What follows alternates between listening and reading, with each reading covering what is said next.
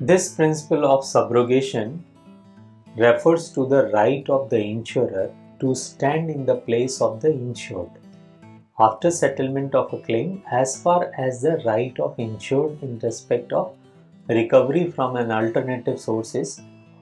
So, as per this principle, the insurer gets all the rights against the third party with respect to the subject matter insured. Take one example. If an insured card has been stolen, then the insurer will compensate the loss as the car was covered under the insurance. So, however, if the car is recovered later, then the insurer will have all the rights on that car. Correct? So, this is because the insured should not be allowed to make any profit by selling the lost car being recovered. And please remember here, it must be noted it properly that the principle of subrogation applies to all insurance contracts which are contracts of indemnity. Take one more example to understand this. Suppose Mr. A takes an insurance policy of rupees 1 lakh for his house. A fire breaks out and the whole house is burnt. The insurance company pays the compensation to Mr. A. After receiving the compensation, Mr. A cannot sell the waste of his house and make money because now the ownership rights and other rights have been transferred to the insurance company. So, if the insurance company later on finds out that someone has tried to damage the house, it can sue that person also. So, it refers that when the insurance compensates the insurer compensate the insured, then all the rights related to the subject matter of insurance get transferred to the insurer. Correct? Now let us understand the principle of contribution. In this principle, it is the right of an insurer who has paid claim under an insurance. So to call upon other liable insurer also to contribute for the loss of payment. So if there is double insurance, the insurer are to share the losses in proportion to the amount assured by each of them. This principle of contribution suggests that if any person gets his property insured by say 3 insurance companies, then at the time of occurrence of loss, all the 3 companies will compensate for the loss faced but in a proportionate manner. So every company will not pay the full compensation individually. Moreover, the total amount paid by the insurance company will not in any condition exceed the actual loss incurred.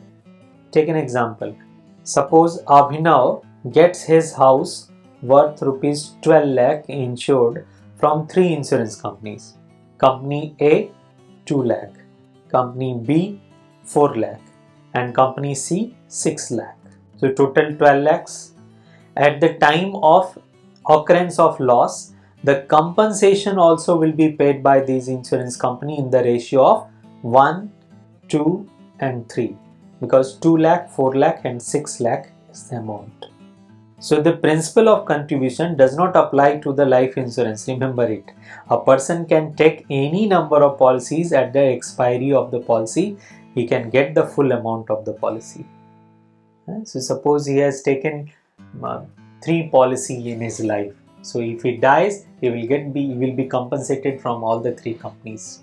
So it refers that if the same subject matter except life, remember it, is insured by more than one insurers, the actual loss will be shared by all the insurers. Let me explain this with one more example. Suppose a property worth rupees 6 lakh is insured with company A for rupees 3 lakh and with company B also 3 lakh. The owner in case of damage to the property for 3 lakh can claim the full amount from company A and then he cannot claim any amount from company B. Suppose he is having a loss of 3 lakh only. So he will claim from A company but will not claim from B company.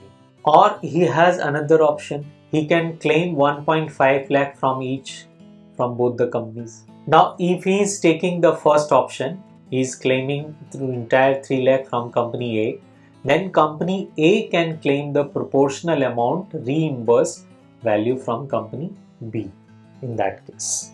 Next principle is mitigation of loss. It refers that the insured should try to minimize the loss of the subject matter of the insurance even if it is insured. So it is the duty of the insured to take reasonable steps to minimize the loss. Suppose goods kept in a storehouse catch fire, then the owner of the goods should try to recover the goods and save them from fire to minimize the loss or damage. So the insured must behave with great prudence and not be careless just because that there is an insurance cover, है ना. जैसे मान लो तुम्हारी bike insured है तो इसका मतलब ही नहीं कि उसको बिना लॉक किए सड़क पे जहाँ कहीं खड़ा कर दिया. या suppose you are the factory owner और you came back from the factory, रात में आपका गार्ड फोन करके आपको बोले कि साहब फैक्ट्री में आग लग गई, तो आप गार्ड को बोलो कोई बात नहीं, इंश्योरेंस है, हाँ सुबह देखेंगे, इंश्योरेंस कंपनी को क्लेम कर देंगे. नहीं, ऐसा नहीं है. You call fire brigade 101 and if the insurance company found that the reasonable care was not taken, then the claim from the insurance company may be lost.